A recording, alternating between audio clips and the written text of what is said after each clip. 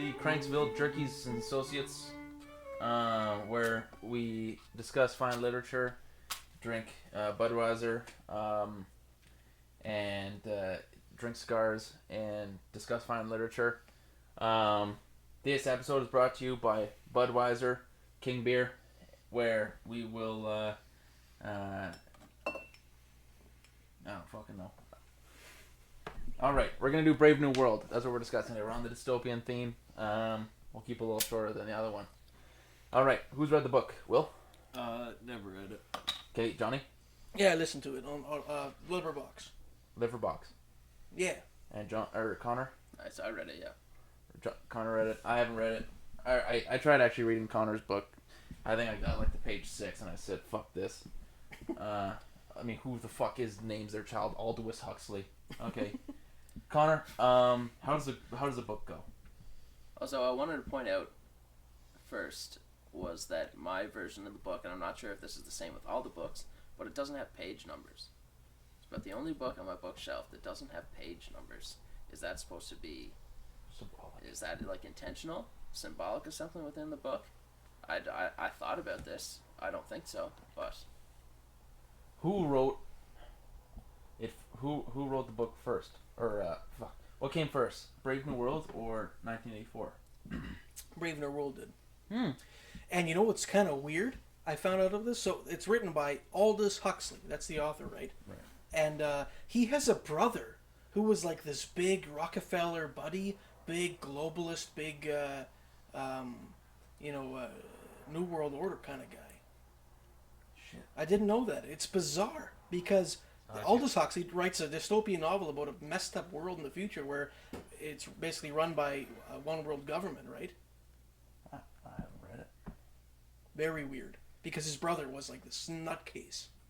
Rockefeller, right? Rockefeller crony sort of thing. I think Aldous is a little out there himself. You think yeah? he's down with the globalist agenda, John? I mean, I think not, because he's writing kind of a horror novel about a future world where it's run by a one world government sort of thing, right? What if it's a fantasy in his head? It'd be pretty messed up fantasy. Yeah, he actually wants it real bad. And the dude from the tribe is the antagonist. What's that drug called they all have? Soma. They all just want Soma. What does it do? What does Soma do? Oh, it's like heroin. You just feel amazing on it. Yeah, it makes you blissful. It's like a hedonistic sort of world that they're living in. Mm-hmm. Yeah. So pleasure drives everything. No Totally. sorrow. Yeah. Pleasure drives everything. Interesting. Yeah. I feel like that's like more relatable than 1984. I agree. Modern age. 100%. You should say not it's Orwellian. You should say it's Huxleyan. Huxleyan. Huxleyan. Yeah. How Huxleyan? It's Aldous. What's his name? I think it's Aldous. Aldous. Aldous Dumbledore. Aldous Yeah. Aldous Bumbledore. Holy shit. Aldillian. Okay. Are there any babes in Brave New World? Yeah, there are, aren't there? Yeah. There are for a couple. Yeah. They're all total Total whore bags? Yeah. I think they actually are whores, aren't they? Oh yeah. Like literally whores? Yeah, I think so. Yeah. Well, not well. It depends on what you mean by Like prostitutes whores. or like? No, they're not prostitutes, but like everybody just like boinks each other. Yeah, aren't they talking about it's like, oh, I haven't boinked that guy yet. I've boinked everybody else. Yeah, but everybody, I'm not sure. It's like I forget if they're like sterilized, but like the only births are through like artificial means. Like they're all grown in like it's all test tube babies. Interesting. The ones that are approved by the state, and right. so there's no natural births. Right. Okay. That's what I do remember from reading like the first 6 pages. There was some like the equivalent Ministry of Love or whatever the fuck. Like, but for what's it called again? Oh, I completely forgot what it's called, but it's or something.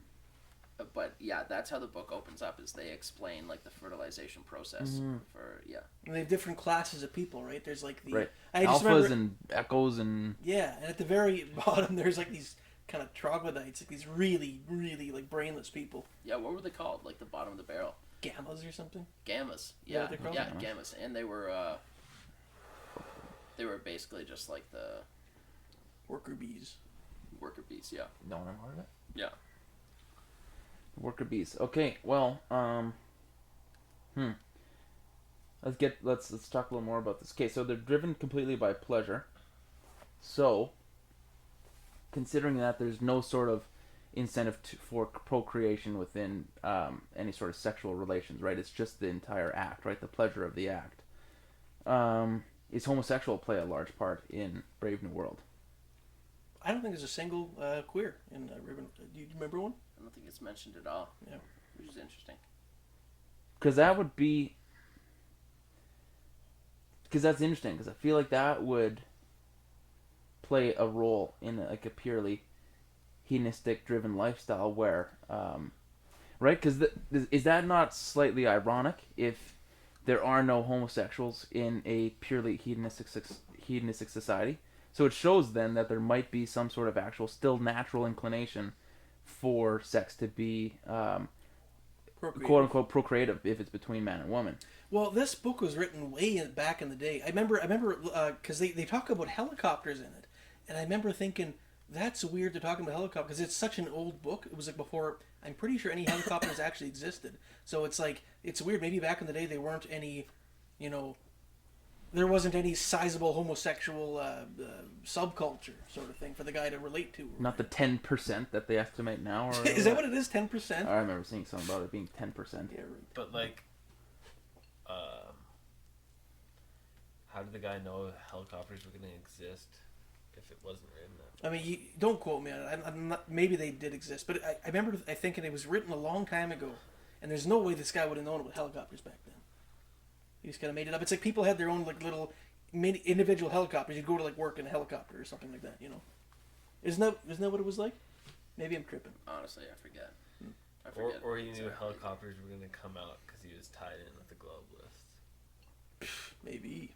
So what actually happens in the book?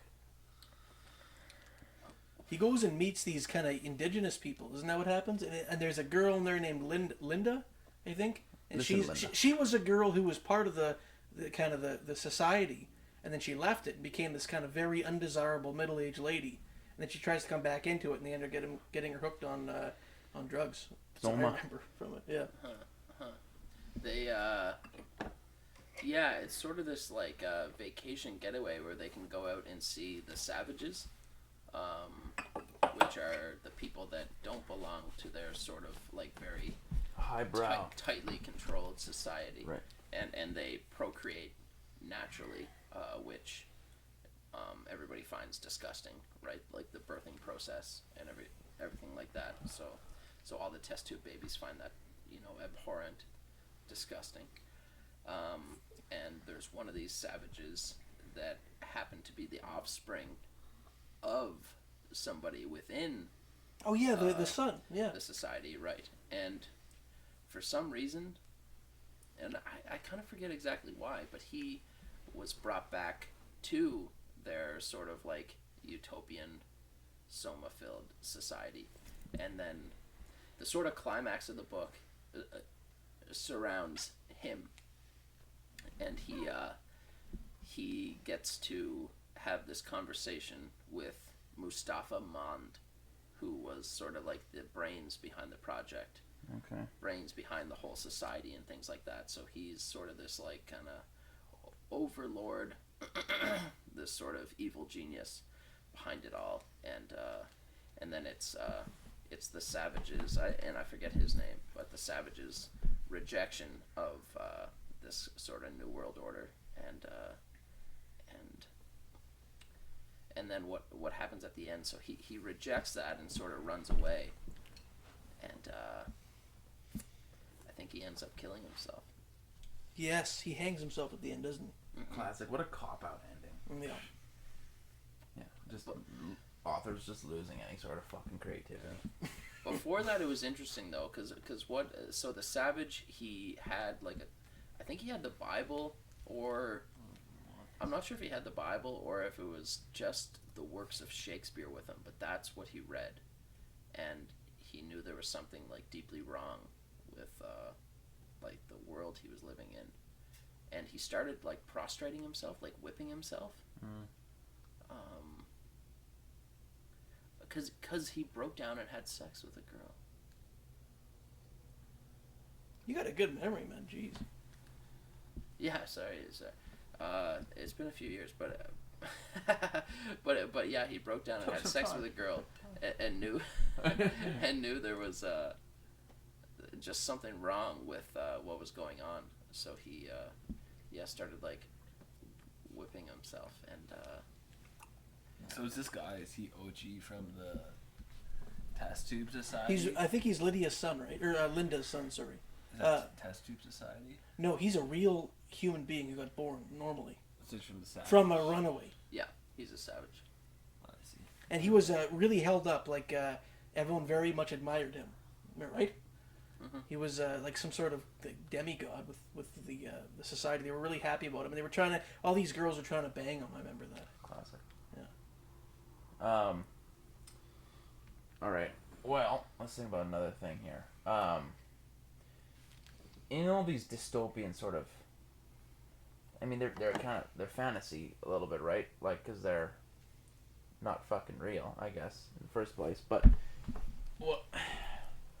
what I think is just, I have trouble wrapping my head around is like, there's been times in our society where we've gone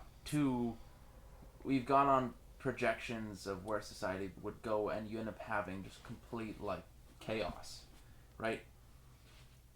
Is chaos not an inevitable sort of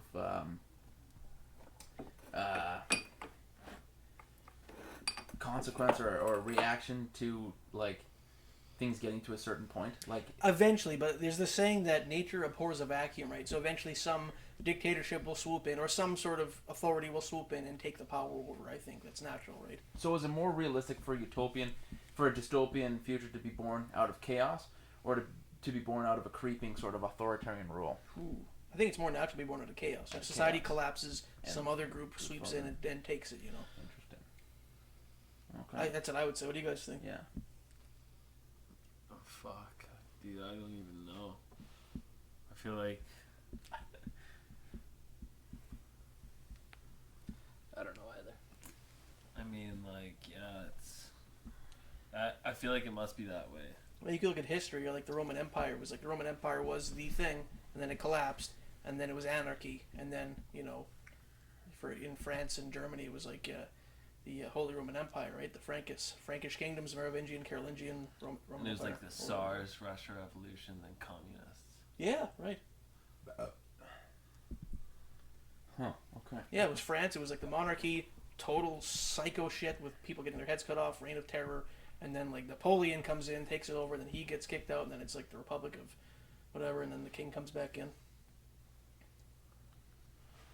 Wild times. So like basically, I mean, we're talking almost So what like you're saying like a is cycle then- of things, right? Yeah, I guess so. Yeah. yeah. So what you're saying is then if you have so the way that these dystopian parties or whatever appeal to the masses during a chaotic time is that they basically exploit some sort of void that people have within their within their nature or whatever, right? So because if because you wouldn't necessarily have chaos. I mean, could you have chaos then if you had if you had the masses of society that had like a good moral compass, good sort of like values in that, you'd almost have to have a void in that area in order for any sort of dystopian party to leverage a void in those areas in order to basically appeal to people and give them some sort of hope, right? Yeah, well, from the Roman Empire, it's like decadence, right? It's like when your society gets so big, they start to lose the values that made them great in the first place, and then that's when shit goes to shit. It's like, remember I was telling you before about Rousseau? I think it was Rousseau. No, not Rousseau. It was Voltaire wrote a thing called like Letters from Arabia or Persia or something like that. Right. And it was like he did this big. I want to read that again. That was a really good story because it was a story about these people who were like. It was a cycle. It describing this exact thing. There was like troglodytes, and then they ended up having some virtue that made them build a great society, and the society became decadent. It's like the phrase. It's like what is it? Hard times make hard men. Hard men make good times. Good times make soft men. Soft men make hard times. Yeah, that's exactly it. Right. Yeah, and he did a good thing on that. This is where we really get to the heart of the matter in the Bunklesville Dunk Club. So wait, so did Mustafa, like realize, or did he tell how he like implemented his plan? Yeah, and actually that's like kind of I don't know if you'd call it the climax of the book, but it's like the most memorable part of the book anyway. And in saying that, like I don't actually remember all of it because it's years since I read it, but he sort of kind of breaks everything down in how exactly they're able to control the people. He brings up like how like science can be used, right? That like this feigned knowledge can be used as a weapon against the people, and against like our own, inclinations and own morality. It's like a really good and sort of enlightening speech. Mustafa Man's conversation with the savage. That's like if there's like one thing in the book to point to at all, it's definitely that. So, why does hedonism fail? Why is hedonism not a sustainable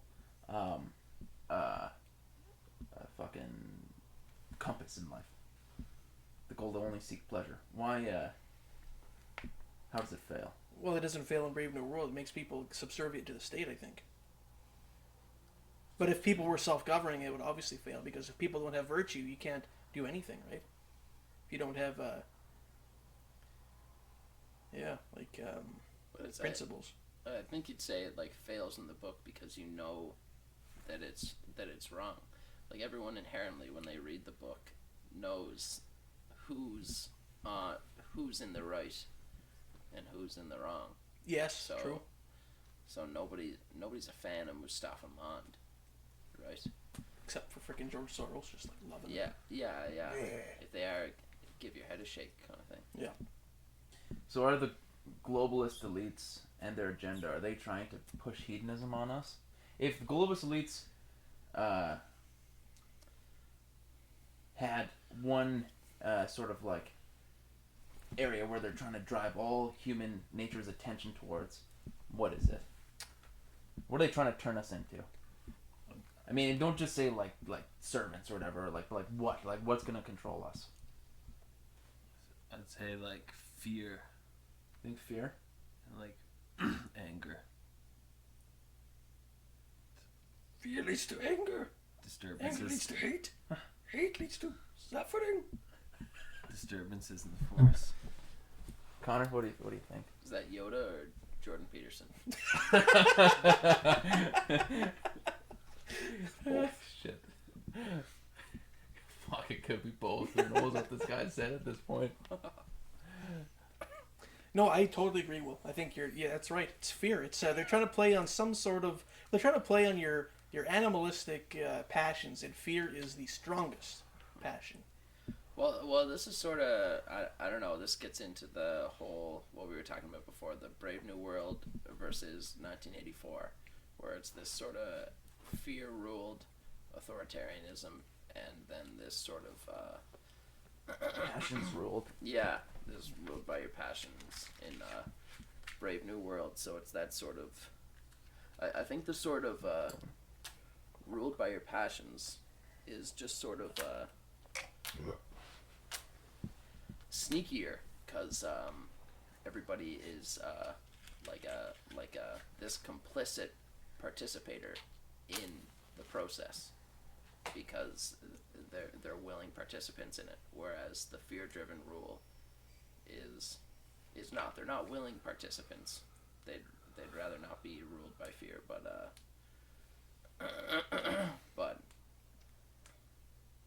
so yeah, just the fact that you can be like a willing participant in in this society that's actually like out to destroy you is for me like more compelling. That's why I liked Brave New World a lot more than 1984. Here's an unpopular opinion. Let's get you guys' take on it. Of kind of like I mean, wait, how old are baby boomers? 40, so they'd be what, like 8, they'd be pushing like 80 at this point, like the first ones, Yeah. right? Yeah. If you consider like baby boomers, and basically like the majority of people living right now, you know, baby boomers, millennials, what is it, Gen Z, Y, all these fucking X's ones. before millennials. Yeah. An unpopular opinion is I think baby boomers are the biggest pussies of all of us. I'll tell you why. And they are probably the most fearful of all of us, is because they were raised in a household that actually were the hard people, right? Where hard people actually would have seen, like, this is what the golden generation, or golden era, what's the one before boomers? Silent. That's their, what's it called? Silent generation, I think. Anyway, so the ones that actually fought in the Or war. is it the greatest generation? Is it greatest or golden? Greatest is World War One. They're the silent generation. Okay, so the ones that actually fought in the war, the ones who probably were like this is just pure fucking, what do you call it? What do you say in court? That's Speculation. conjecture. But anyways, they lived in an era where it actually was shit times, big time, and they didn't want to have that in their households, right? So they did everything they could to basically like shelter their children from any sort of hard times, right? So in my opinion, baby boomers might have lived the most sheltered lives of a significant portion of the generations that live right now. I mean, you got to concede that Generation X and millennials and Y, whatever, is more sheltered than the baby boomers, probably. The only thing that I don't think is that I feel like there's way more information that exposes how much shit is actually bad that the baby boomers might not have seen. They might have lived in an era where it's like, so you mean sheltered we're free, we're out of it, you know, like we won, you know. So you mean sheltered as in ignorant? Yeah, maybe that's the way to put it. And that's the thing, is like you see so many policies that are completely fucking like lunatic being driven by boomers, you know, and it's like, if you consider yourself a hardo, how the fuck do you ever like agree to some of these? But anyways, that's I don't know where I'm going with this, but what are your thoughts? What are your thoughts on boomers kind of creating this sort of this fear that might not be sustainable, considering they might be the most fearful people of all the generation, like the majority of generations living right now? I think you have a point.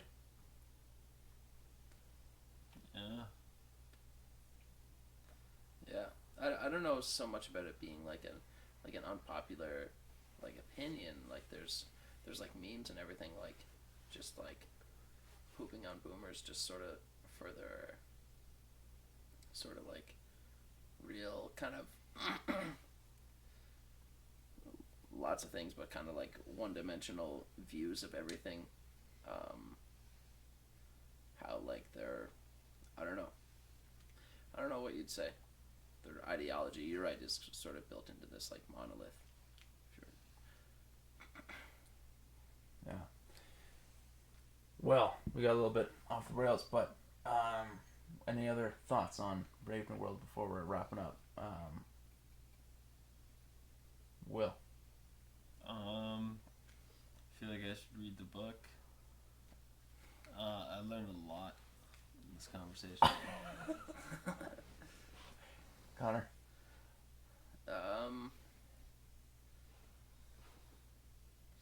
What would I say?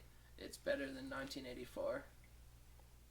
So, if you're thinking about which one to read that one. Yeah, I agree with Connor. It's like everyone likes to praise Orwell's 1984. It's like, no, Huxley's is a little more realistic, I think. You know, I think we should coin a new term. It's not Orwellian, it's Huxleyan. Huxleyan. Right. Well, this concludes our review of A Brave New World, where we are dissembling the globalist agenda one Huxleyan at a time. So, anyways, we want to thank Budweiser for sponsoring this episode. King Beer, thank you. We got still a couple 36 packs that we're going to try and get through tonight. So, smash that like button, subscribe. YouTube's trying to shut us down. And we're the Tinkersville Bonk Plug. So thanks for listening. Let us know in the comments what you want us to review, and adios.